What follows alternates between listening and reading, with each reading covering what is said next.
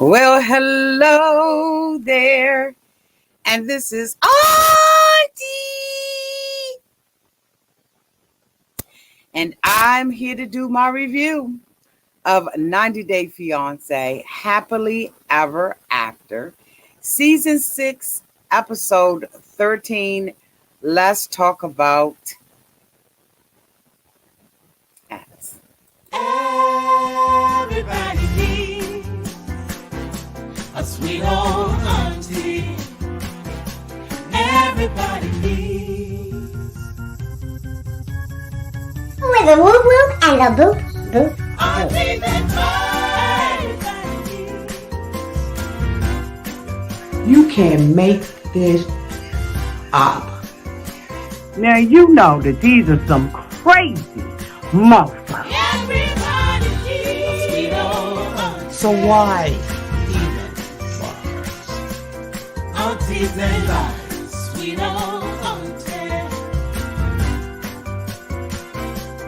Aunties and ways. Are you okay? Are you okay? Well, hello there, and this is Auntie.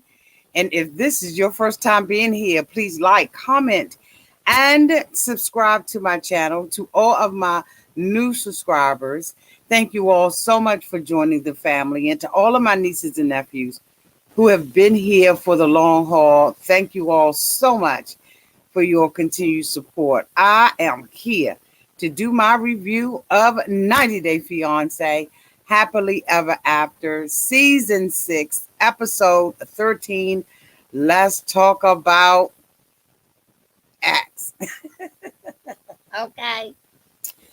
Y'all, if I had to rate tonight's episode, I would rate the episode a B. Let me know down in the comment section what you would rate this episode. I'm sure that there are people who are still looking at the show, but we're going to go head on with this review. Y'all, I'm telling you, it was a lot going on this episode.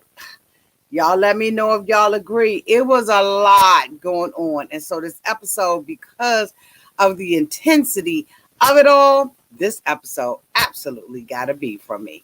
So the first couple that I want to talk about is Yara and Jovi, of course. It's the same old, same old. The two of them complaining about everything. Jovi decided that, the baby is old enough for him and Yara to, get busy again. And so he is, excuse me. He is planning a trip to Miami for Yara because, he wants to get his sexy back. And they are bringing the mom with them so that Yara can feel comfortable enough with leaving her baby. And anybody who has had a baby knows that in those first years, you really are attached to your baby. You think that you're the only one that can do right by the baby. The baby needs you 24/7, and that nobody else is capable of taking care of your baby. So in this instant, okay, only in this instance with the CE on the end of it, do I agree with Yara? Okay, but she's agreed to go with Jovi with the mom. He, they get to Miami, and he, has a rooftop, a reservation for them to have dinner on the rooftop, a nice little sexy romantic dinner for two. Mom is back at the hotel or the Airbnb watching the child, and he's hoping that he's going to, okay. When he gets in the car with her, they get into this, Uber, and she says the Uber going to smell like weed and throw up. And he was like, I don't think so. Okay. She said in New Orleans, that's what all the Ubers smell like. Now, that's got to be disgusting. If I have any members here from New Orleans, please put it in there and let me know down in the chat whether or not y'all Ubers is smelling like that. Okay. And so anyway, they get there and they're on their way. While they're traveling, she falls asleep. And so Jovi said that when he met her, she was a party girl and all of that kind of stuff. And now, right now, she is, fast asleep in the car. And it just is what it is, right? Because she's been out with the baby, traveling, probably a little lagged and all of that kind of stuff. And so, he's wanting to, he said that, she's hot, she's had the baby, her body is back hot again. And so, he wants to play husband and wife. And I think that he just doesn't have a real true understanding because of the nature of the work that he does. He's away from the home quite a bit. And so he doesn't have an understanding about what it really takes for her to do what she do, or any mother to do what they do. I am surprised that I am siding with Yara, because usually I don't side with Yara. Y'all know that she's not one of my favorite cast members. But in this instance, I have to side with Yara on this. And when they get to the restaurant and everything, they're having a good time and a drink. He want to get her all drunk up and stuff like that. And, she's really not feeling it. He says, the baby, my mother taking care of the baby, everything's cool in the gang. And I want to, be back with you the same way that we were before. And he was like, husband and wife, when you was my girlfriend. And she's like, we're husband and wife now. And we have a baby. And he was like, well, who knew that, you would get here and get pregnant 2 weeks after you got here? That was a shock and a surprise. I don't know how many of y'all picked that up in the conversation, but he absolutely said that 2 weeks after she got here, that tail was pregnant. Now, they made it seem like on the show that it was quite a bit of time before she got pregnant, that he had went all out to sea and all of that kind of stuff. And but Jovi, I think, just let the cotton freaking cat out the bag. Let me know down in the comment section if y'all caught that tea.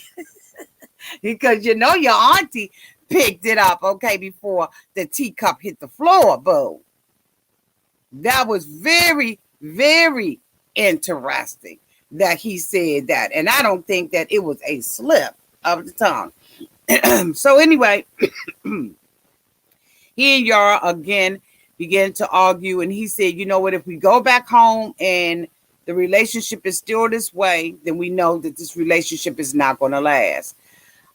Because, he really wants her to pay attention to him. And you know what? There is a thin line. You have to balance that out, right? You got to balance out the time of recuperating, the time of being a first-time mom, breastfeeding, all of that kind of stuff. But you still have to make room for your significant other, okay? Because men tend to get jealous and all of that kind of stuff. And then especially if she's not really spending the time with him that she should be spending with him, then of course, she needs to learn how to balance that. But how do you learn how to balance that? I don't know how much time, care and attention and guidance that Jovi's mother is giving her, or how much she's getting from her own biological mom.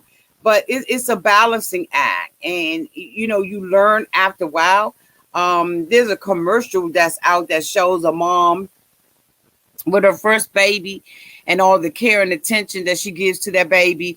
And then they show her later on with 2 or 3 kids, and she just like slinging bottles around. So I'm sure that Yara has made the adjustment. We see on Instagram that they're living a very happy life, right? Happy wife, happy life. The next couple that I want to talk about is Julia and Brandon. Julia and Brandon have gotten their place, and this is their move out day, right? This is the night before they're supposed to be moving out. And Ron and Betty are sitting on the sofa, watching everything go down. They are packing up his nursery room, and he's bringing all of those things over. And Julia is just ecstatic about the fact that she is going to finally be away from the farm. Julia indicated to Brandon that farm is his parents' farm.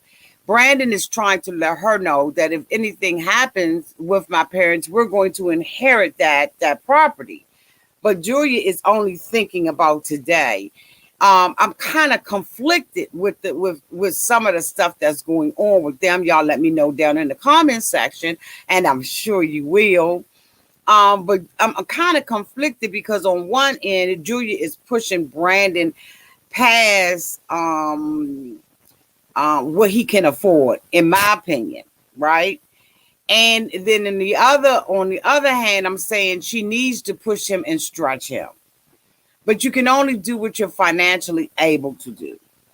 And Julia just wants to be off the farm because of the controlling nature of both Ron and Betty. The mommy in, and the got him all on her apron strings and still nursing him and all of that kind of stuff. And Julia just wants her man to herself. She's limited in what she can do in the house. She can't hang off any chandeliers or anything or break the bathroom sink. She can't do any of that stuff. But anyway, so they're in there discussing that, and Beverly, Betty is crying and everything because she realizes that when Brandon leaves and they go over to the apartment and then they come back, they're not going to have their little baby bundled up in his baby car seat and in his baby blanket. So she's having some separation anxieties, and I don't understand it, I guess. It was an adjustment for me, right? When my daughter went off to college and stayed the first year on the dorm, it was an adjustment, but I quickly made the adjustment. Shh, she might be within earshot, but I'm trying to tell you right now, I quickly made the adjustment. Mom and dads, let me know down in the comment section if y'all made the adjustment when y'all little kids got about the house and you was an empty nester for a couple of months. Okay, so anyway, they get to the apartment and everything, and they start moving things in. A big box comes into the house, and then Betty says, well, that's half of the space gone. The shady, unnecessary comments that she was making, it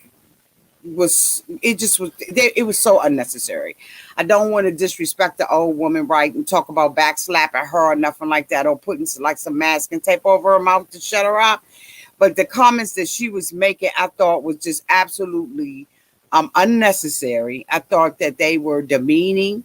I thought that she was making light of their success. Whether or not she agrees with it or not, this is a big jump for her son to get up off the nip. Okay. And I think that whether or not you agree with it and how they've done it, you still need to root your kids on. And so Julia, was telling Brandon, she was like, your mother not helping. Tell your mother to get her ass downstairs because she's not helping moving the things out. And so, Brandon, he knows his mother is not going to do anything. She wants to referee. She wants to control. They brought a table in, and Brandon asked Julia where the table should go, and she said it should go right there. And his father told him, he said, I'm going to give you a little tip from one man to another. Wherever she says that the furniture and stuff goes, the pictures on the wall, that's where it goes. You don't ever say so. And that's not always true. But I guess it's 90% true. But there are men who have creative energy, know how to set up a house and everything. Look at mine. I don't know if you all remember when I did my new house tour. Some men came over and helped me with that. So that is not always true. That's being very narrow-minded, Ron. Yeah. I'm just gonna have to call you to the carpet on that. But anyway, so the parents were leaving out of the house and everything, and Betty, was having a hard time saying goodbye. The door is cracked and her head still, manages to be up in that mofo. And so when she finally closed the door, Julia said, lock the door. Lock the door. Look, I thought it was like a fright night, like it was some kind of scary lock the door. Lock the door. I said, look, she don't want Betty coming up in that camp at all. I'm sure that they did not get an extra key to that house, and they don't need it.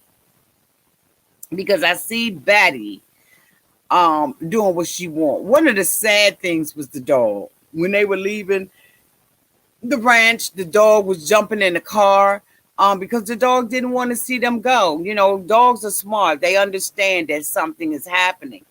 And so they was like, telling the dog to get out the car. And I was like, oh, poor little doggy. I'm hoping that Brandon allows the dog to come over and visit with them, right? Because even in pictures and stuff like that, we see that they have a very close relationship with that dog. And it was a little sad, right? I thought about my little babies, right? It's they don't want to see you leave.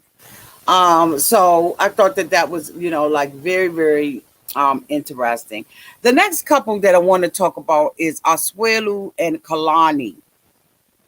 Now y'all know it's Christmas time, okay? And Asuelu's mother has convinced Asuelu that she's going to come over to his house for Christmas before she goes back to Samoa. She's bringing Tammy and her children, and Tammy's going to be on her best behavior. Mom, who in the hell do you think you are fooling? So Asuelu and Kalani have a conversation about it. She agrees to allow them to come in the house, but they cannot forget the till all. When Tammy set that till on there and told Kalani and Kalani that she was going to whoop both of their ass. I beat you up too. Kalani. So Kalani was like, oh, okay, what you going to do one at a time? You don't think we're going to jump you? Okay. All right. Okay. But so they have not forgotten that. And Asuelu really, allegedly, hasn't been having a conversation with his sister since the tell-all. And so they are now in town, and he has to drive to go and pick them up to bring them over to the household. And so he goes to the house and everything, and his mother, Asuelu, I got something to draw a mustache on with. Asuelu, her son. So, she hugs him. Okay. You talking about a bed hug? You talking about a bed hug? That's a big woman right there. I know that hug almost took the breath up out of Asuelu. So, he comes in and Tammy did what's up, brother? And so, the mother. So he sit there. She said, give me a kiss, Asuelu. I love you, Asuelu. Nah. And so she was like, did you see that kiss he gave you, Mom? That kiss was all weak. Don't be jealous, Kalani. Don't be jealous, Kalani. And so, Asuelu was all uptight. She said, you look good, Asuelu. I like the way you look. Asuelu. You look really good. How was the family? The family fine. So what's going on with the wife? We coming over to the house? So yeah. Asuelu, we coming over. I want everyone to be on good behavior. I don't want no fighting. I want the spirit of Christmas. So Tammy, I want you to be on your best behavior. Are they going to be on their best behavior? If they're not going to be on their best behavior, I'm not going to be on my best behavior. But you told my wife that you would hit her. Yes, I will hit her. I will knock the hell out your wife, out of Kalani. But I'm not going to sit down and let them attack me, Asuelu. I'm not going for that, Asuelu. Mom said, Tammy, you got to be, wait a minute. Tammy, you got to be on bad behavior. Spirit of Christmas, Asuelu. We come to the house and we be on best behavior, Tammy. Tammy said, I will try to be on my best behavior. But I'm telling you right now, I will whoop your sister's asses if they get up in my face, Asuelu, I will try to be on my best behavior. You gonna be there long as they gonna be on there. They're going to be on their best behavior. But I need you, Sister Jamie, to be on best behavior, spirit of Christmas. So we're going to all go down to the house. Tammy said, I never been to their house before, so I don't know what to expect. So I've got my guns, my knives, my nunchucks, my spiky rings. I've got my brass knuckles. I have everything in my bag because I am going to whoop up on any of them that jump up in my face. I'm not playing with them. Oh! So we're going to find out, y'all, what is going to happen at this cotton freaking Christmas festival because Asuelu said that the family has a wonderful feast that is awaiting them when they get to the house. Y'all know it's going to be on and popping. We've all seen the premieres. Or the preview of what is going to happen. We know it's going to pop off. We already know it's going to pop off, but hey, we here for the ride. We're going to fake it till we make it like they want us to. But we already know it's going to be on and popping in the house because it's already starting off tense, right? It's already unresolved issues between the families. So you have no other choice than to go over there and get a buck wild. Oh my God. Talking about buck wild. Andrei, Elizabeth, Chuck, Charles, the whole crew getting on my nerve. I don't know how much you all are tired of this family feuding around these children. These people can't even act right around the children. Now, as we know, they all went on an RV trip to Maryland. Okay? We guesstimate that they was in Waldorf, La Plata, St. Mary's County, which is a long way down Route 5.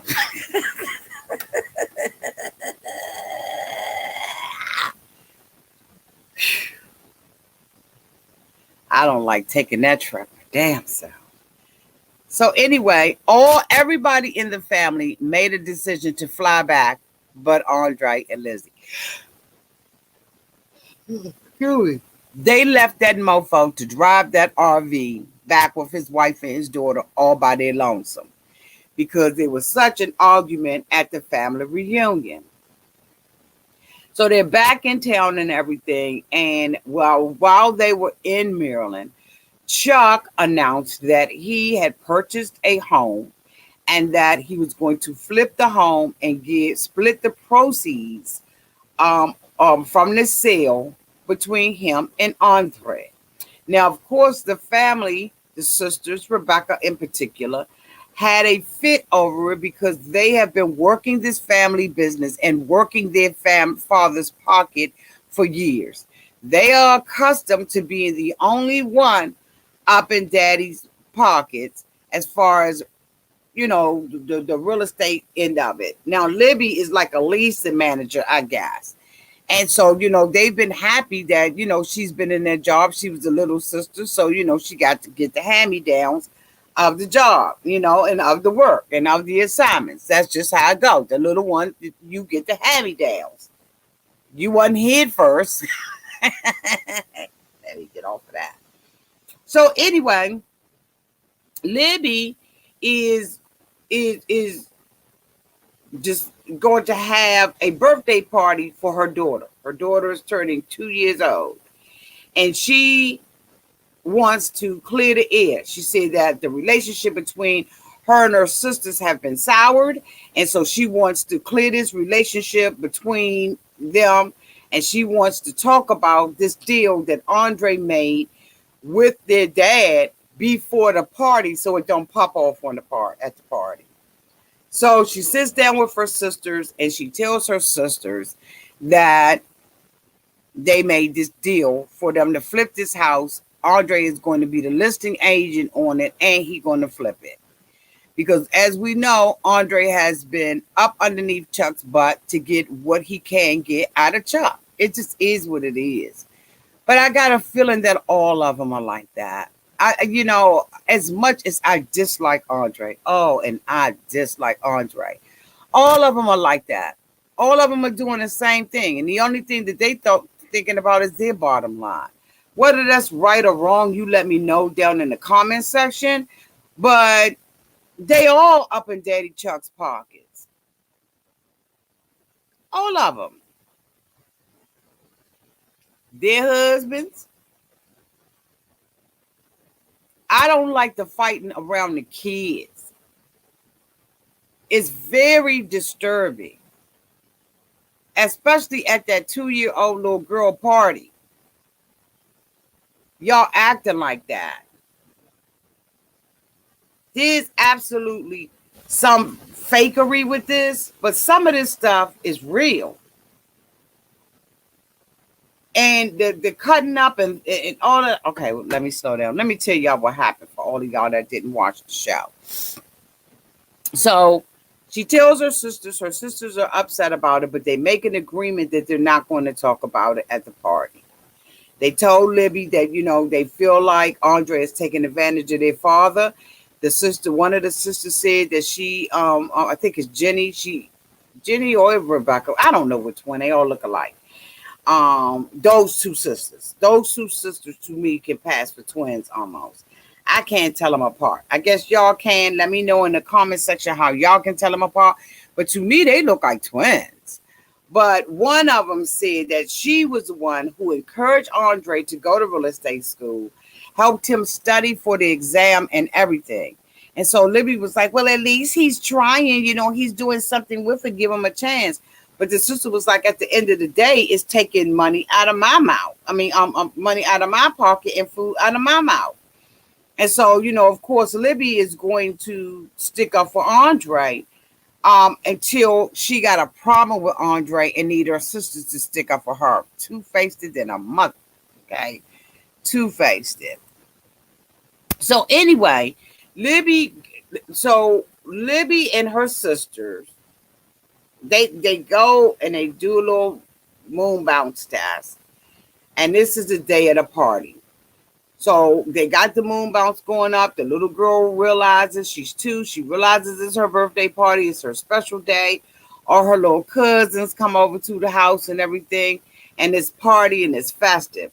Libby and Andre put some decorations up. But when the sister came in the house, she was like, did you help with these decorations?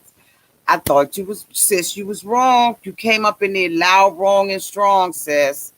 Like, that wasn't cool at all. So she comes into, and Andre was like, what kind of man would not help his wife with decorations, with like hanging stuff and all of that?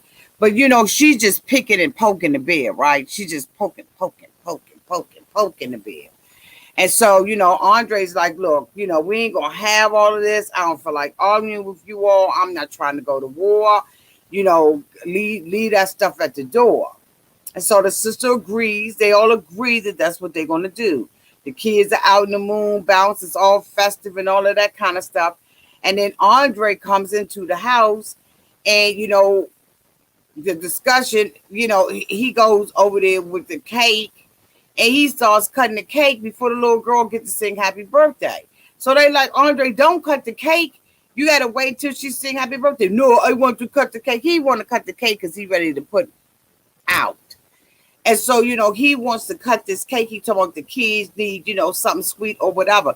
You should have brought little ice cream pops or something like that, or some candy bags with little candies that they could eat instead of cutting the cake. Why? Who cuts a cake before the person get to say happy birthday, get a little song sung to them and blow their little damn candles out? Whether she 2 or 22. That's what you do at a daggone birthday party. So they convince him, the dad convinces him and Libby screaming and hollering, no, Andre, don't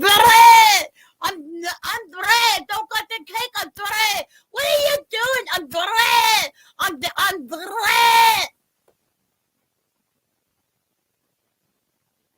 Bitch, if you don't sit down, Andre. So Andrei doesn't cut the cake. They bring the little girl in. They got to rush singing happy birthday to you, happy birthday to you, happy birthday to you, baby, happy birthday to you. They got to rush and singing because the mofo's so pressed to cut the cotton freaking cake. So he cut the little girl blows out the candle, they help her. So the sister was like, go ahead on to cut the cake now, Andrei. So Andrei goes over to the table. He's cutting his slices too big. She was like, why are you cutting the slices this big? You got all these little kids around here.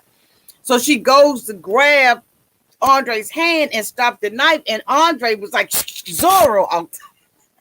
He was like, Zorro, don't touch my hand. It pops off. So the sister was like, take the cake. I don't need none of that cake. You can take that cake and stuff it up your butt. Andrei hollering and screaming. Chuck comes over there trying to calm him down, and this motherfucker is slinging a blade. I don't trust him at all because his temper is from 0 to 1,000 in 0.1 second. And why they would even let him have a knife? He don't even need to have a plastic knife out the little pack that you get out the grocery store. He's going off about her touching the thing. Then they get to talking about the houses. And Chuck was like, I'm helping them like I helped y'all with y'all family. And they was like, but it's different because the mofo ain't brought nothing to the table, which he hasn't. But he don't have nothing to bring. What he needs to do is make his daughter invest. He's saying, it's my intention to help Libby. But you've been helping Libby because Libby's a leasing consultant.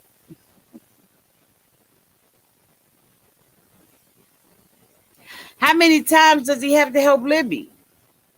But Andrei can't do anything. He can't abuse the father without Libby's permission. I'm sorry, Rebecca, Jennifer, the husband, the kid. Libby is allowing Andrei to suck her father dry, allegedly, like she sucks him dry. This is just my opinion. We watched Libby get this expensive wedding. She had a wedding here. The father kicked out all of the money for the Moldova wedding, according to what we saw on the television. So in my opinion, everything and anything that Andrei does to her father is with Libby's sanctioning. Let me know down in the comment if I'm off base. But he can't do nothing that Libby doesn't allow him to do. So, of course, it pops off. The sisters walk out the house and was like, Libby, we out, and they cut scene. Because the only thing that we see amongst this family is chaos and conflict. And I refuse to believe that somebody has that much chaos and conflict. They're not allowing us to see anything good. Just the chaos and the conflict of it all. Okay. The next couple I want to talk about is Angela and Michael. Angela, as we all know, was in the bathtub looking like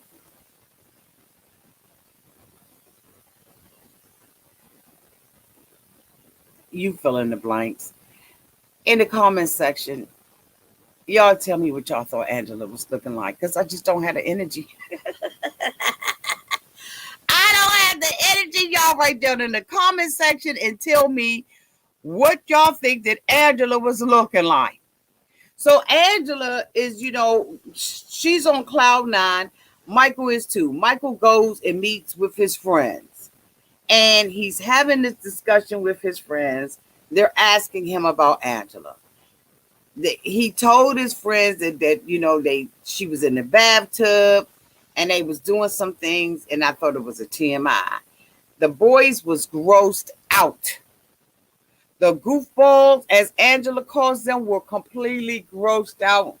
And I am with that. Or they said they couldn't even imagine. They would take their own eyeballs out if they had to see Angela in a bathtub. I agree. That has got to be a nasty sight to see. But Michael enjoyed it. He was beating drums and everything else. Okay. So anyway, so they asked Michael, how the breast, you a breast guy, what size are they? Are they watermelons? Are they melons? Are they oranges? Are they peaches? Are they plums? Are they grape size? So, Michael, can't really tell them what size it is. He said they healing. So, they starting to look normal. Whatever that means, use your imagination. And then, they begin to talk about Michael wanting to have a child. So his friend suggests to Michael that he goes to a fertility doctor so that he can find out whether or not, he can freeze his stuff, send it over to Angela for Angela to give to Skylar, and they have it, Skylar to carry this baby or to whatever. So Michael indicates that he has never had jerk chicken. And so they was like, what do you mean? He was like, for me to have jerk chicken, is against my religion. But before then, they was talking about Michael, why is he a breast man? Because Michael was saying, I like the big boobs. I'll get used to it. She's my wife. I still love her. And so the producers asked Mike, where do you think that you became, or why do you think that you became such a breast man? Michael indicated on national television that he breastfed until he was 9 years old. 9. 1, 2, 3, 4, 5, 6, 7, 8, 9. Michael indicated that he breastfed until he was 9 years old. He said he was playing drums on his mother's breast. He was playing table tennis. He was swinging off of them. He was juggling them until he was 9. Michael, I don't believe it. I don't believe that you was on your mother's breast till you was 9, Michael. Come up with another lie. Do y'all believe that? Let me know in the comment section whether or not y'all believe that. Talk amongst yourselves, if you will. But I'm telling you right now, I don't believe that Michael's mother allowed him to do that till he was 9 years old. Then he says that because of his religion, he has never had jerk chicken. And so in order for him to get a sample, with Angela being in the United States, they was like, you're going to have to, give yourself some jerk chicken. And so they was like, you need to get you a pretty Nigerian girl to help you, season it.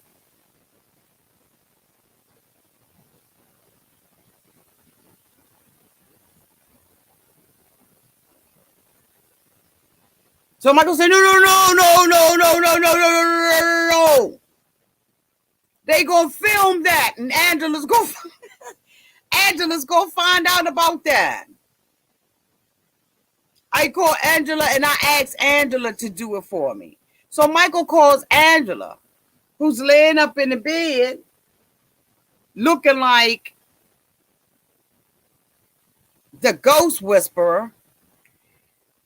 Angela looked like that thing. I don't even know. The Grim Reaper.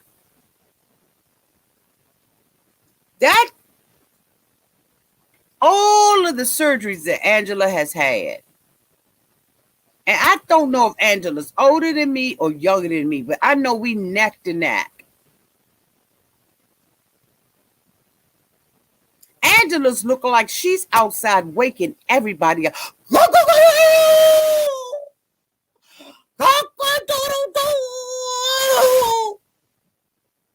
She looked like at 4 o'clock in the morning, bitch. She's waking up the whole entire neighborhood and making sure that the eggs.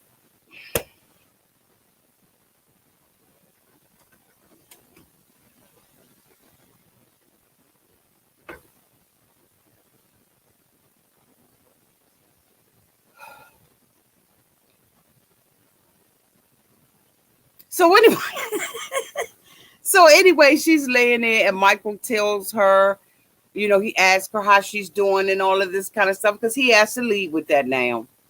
He still wants to come to America to be with his wife. But Michael and his friend said it's very important for Michael to have a child. But Angela really never agreed to having a child with you. If you look about it, if you look at it and you think about it, there was never a solid agreement that Angela was going to have give you a baby. Because the only person that Angela ever asked was Skylar. And Skylar made it known that she wasn't going to do this for you all. That she was not giving you one of her eggs.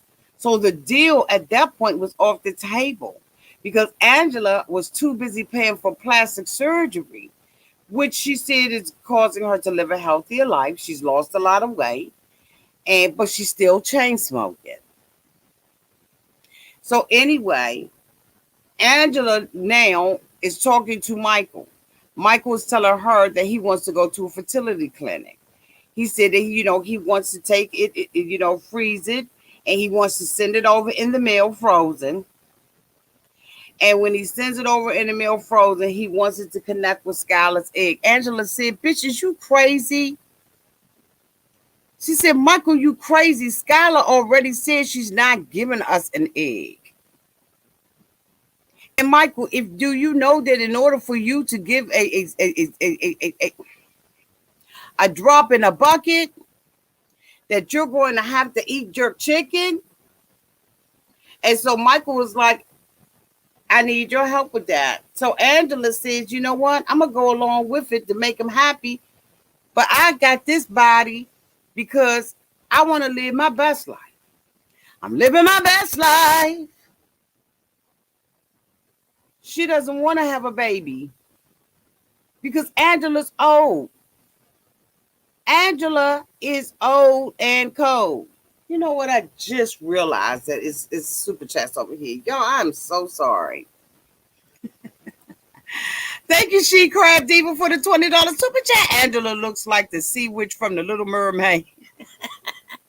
Love you, auntie and cousins. Love you too, She Crab Diva.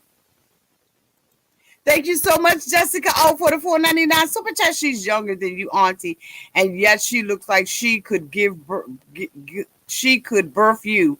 Make it make sense, Angela. Thank you so much, Jessica O, for the $4.99 super chat.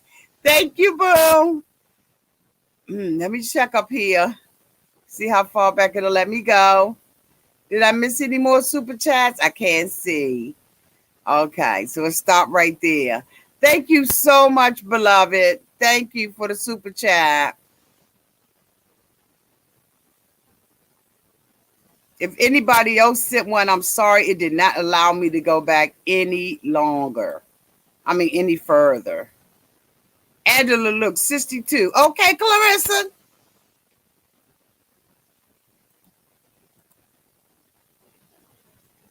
Love you too.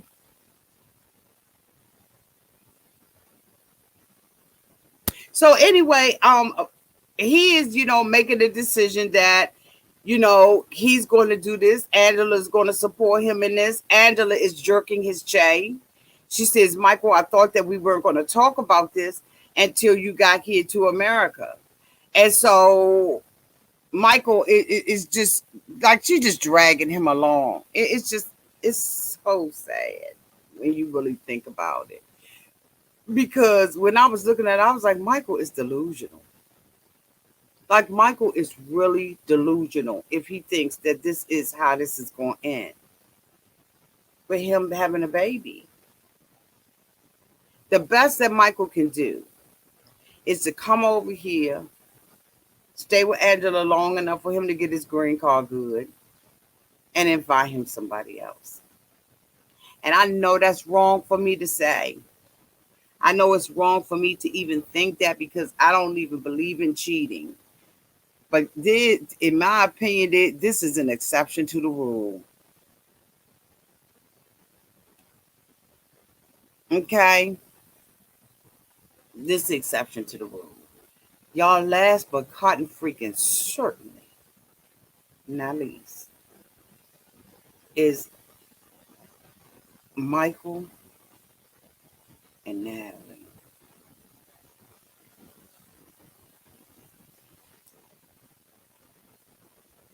Did y'all see this? Did y'all see this hot mess?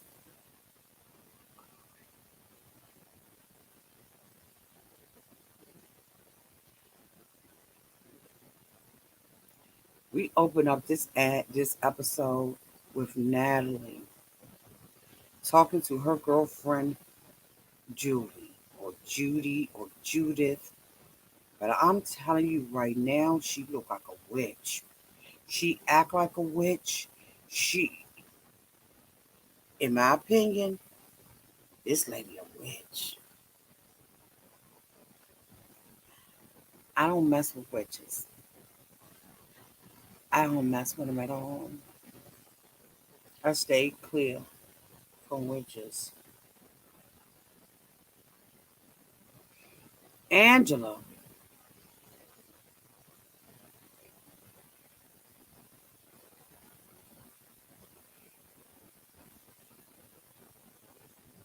Natalie. Okay, I had something I was gonna say about Angela, but I'm gonna pull it back. Natalie is over there with her girlfriend because she's been having problems with Mike. So she goes over there with her girlfriend and she's talking to her girlfriend about Mike. And she's telling her girlfriend how she doesn't feel respected and how Trish, Mike's mother, disrespected her by calling her a hooker. Now, we have been hearing this story ever since Thanksgiving. They are now in Christmas. And she is still going on with this hooker story. So the girl told her, you need to talk to Michael. Natalie's like, I don't want to talk to Michael. Every time I talk to Michael, he knocks me down. She said, Michael is like an elephant that you tie up when it's a little baby. And an elephant, because it's not strong enough, can't get away. Well, now, after a while, the elephant becomes very big and large, but it's still tied to that little string that it was tied to when it was a baby. It doesn't realize that it is a big creature now, and that this big creature can snap that cotton freaking rope at any given time. She says that Michael is an elephant. He's a big, beautiful elephant. But his mother got him tied to this cotton freaking. His mother got him tied to this rope, and he can't get away. So the lady was like, he's a mama's boy. But isn't Natalie the same one that came out and was talking about what her mama told her to do? The audacity to judge Michael harshly because he listens to his mother when she listens to her mother. She's no cotton freaking different than Michael is. Every time she's made a move, it's been because of what her mother has suggested that she does. And she has the nerve to say something about Michael being an elephant tied to a string.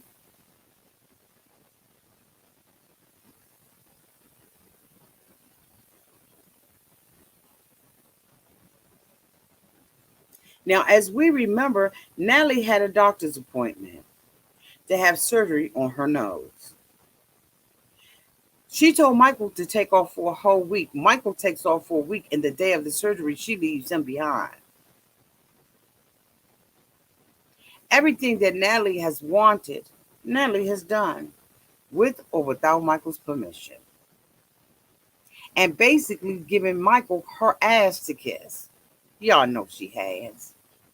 And so now her girlfriend tells her, you need to talk to Michael. Have a conversation with him. But the girlfriend don't want them together, y'all. It's so apparent to me that this girl wants Natalie for herself. Whether it is for fame, fortune, money, whatever she thinks Natalie has, that chick, in my opinion, wants it. That's just what I'm reading off the television screen. Y'all let me know what the hell y'all reading. Please let me know.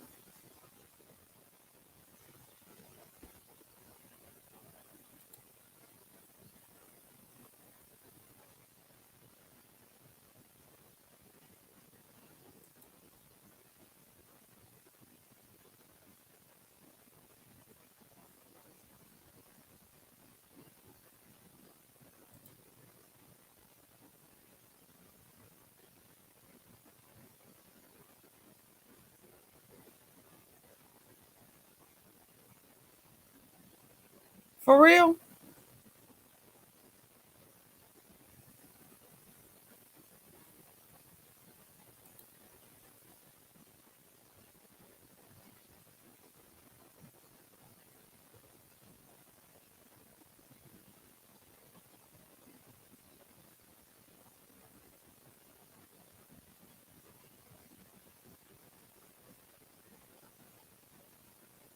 So anyway, as I was saying,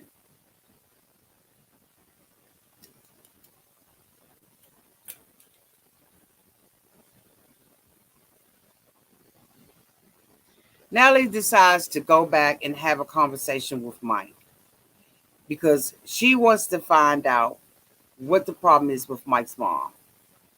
So her and Mike, now she has to go and see her girlfriend in Seattle. So her and Mike are in Seattle. I guess staying at a hotel, motel, Holiday Inn. And so she says, how was your day, my gosh? Yeah, my day was okay. I need your ear, my gosh. I have some things I need to talk to you about, my gosh. So Michael was like, you got my ear. You got my 100% attention. You know what's going on. Michael, we argue a lot. Um, and I want to know, I feel like when I talk to you, you shut me down, Michael. You do not allow me to say what I want to say, Michael. Michael said, well, you know what I mean? You know, I ain't trying to shut you down or nothing like that, Natalie. You know, you just got to talk. You know, your mother, Trish. Trish does not like me. Michael was like, my mother, you know, my mother do like you. I mean, what's going on? Why don't you have a conversation with mother? Because your mama, she doesn't want to get to know me, Michael. He said she do want to get to know you. No, she doesn't, Michael. We always argue over and over, Michael.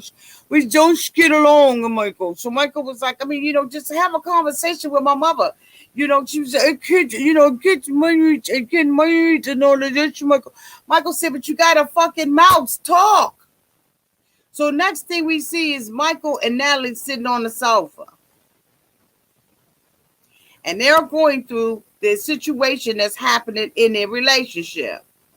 So Michael now is frustrated with Natalie because I'm sure that this went on for hours and hours. According to the cast, they filmed for hours. So Michael is sitting down with Natalie, and Natalie was like, Michael, your mother just not like me. We argue all the time. Michael said, you need to open up your mouth. He said, you need to have a conversation with my mother. She should don't have a phone. Michael said, I get it. So Michael gets up, comes back with a cell phone. Here.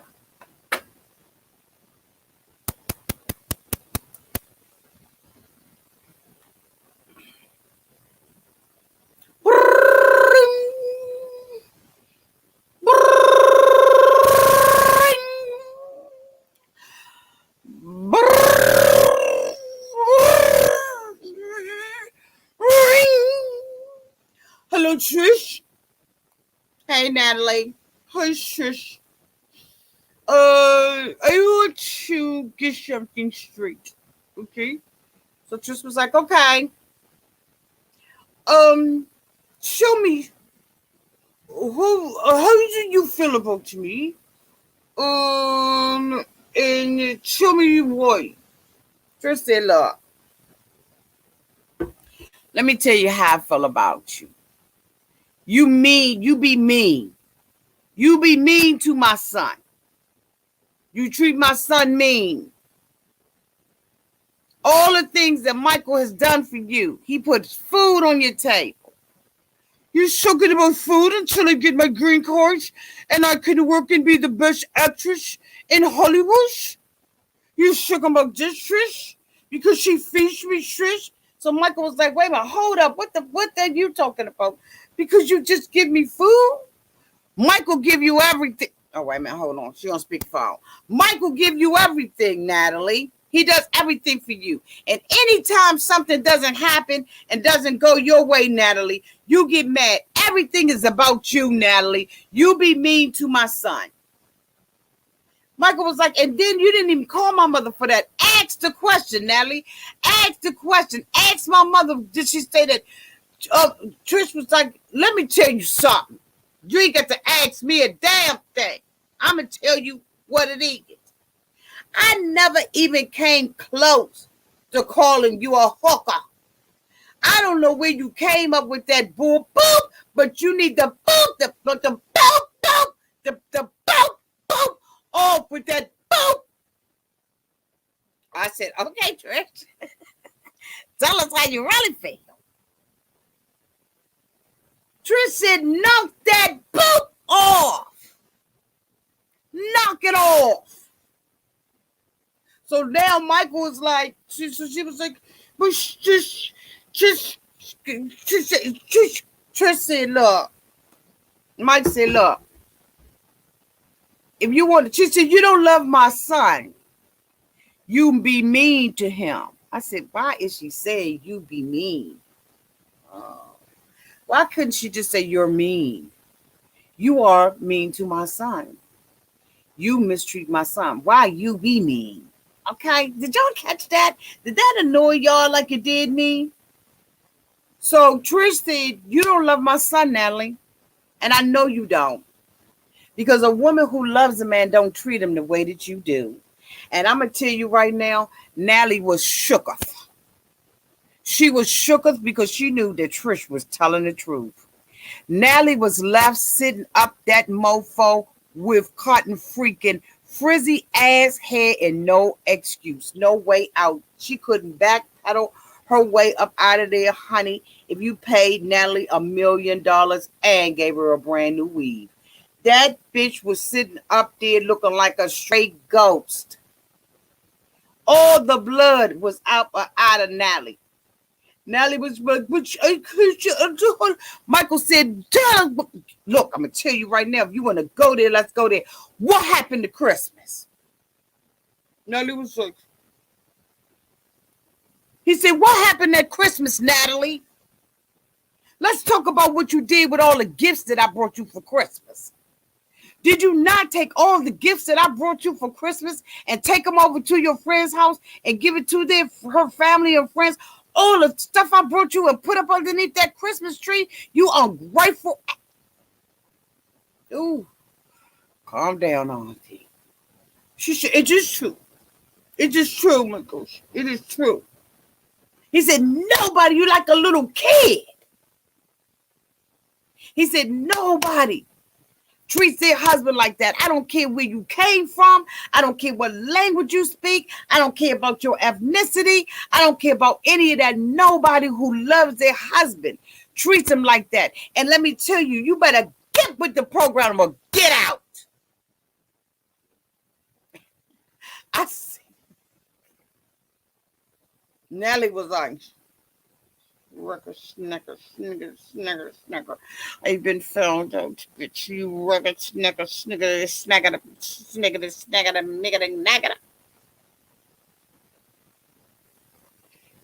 Nellie was without a defense because she knew that what Michael was talking about was the truth. Michael said, don't nobody treat that man like that. I don't care where you from, what language you speak. Anybody in here disagree? At this point, he's talking to the producer. I'm done with this, Natalie. You don't love me. Love don't live here anymore. Love don't live here no more. Michael said, you don't love me. How many times since Christmas have you slept in my bed? Have you even been up in my house? Natalie's sitting up in that joint like sniggity.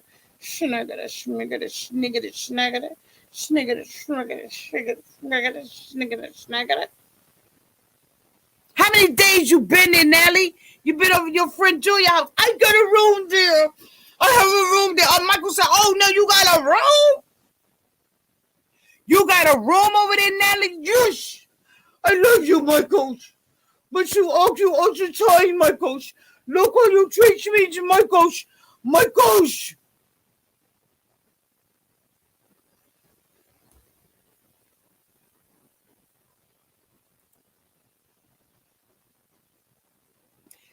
Michael lost it. Michael told Natalie she don't love him. He don't feel no love. She said, we argue all the time, Michael. Michael, so do you think that I'm going to continue to keep loving you? And Michael, we argue all the time. Michael said, we ain't argue all the time. We ain't argue Thursday. We ain't argue Friday. We ain't argue Saturday. We made love the other night. You was screaming out and calling my name, say my name, say my name. You was doing all of that kind of stuff. And now you want to sit here and talk about how much we argue, Natalie?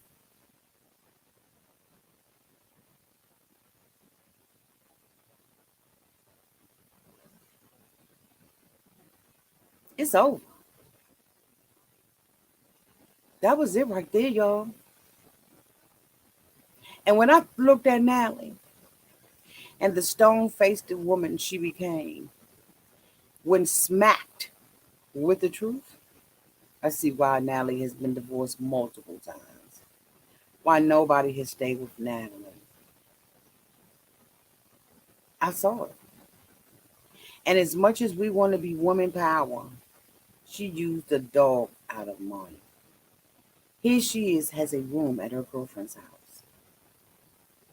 And Michael knows nothing about it. Michael said he has tried to do everything he could do to love Natalie, to be there for Natalie, to provide a roof over her head and wood in that stove.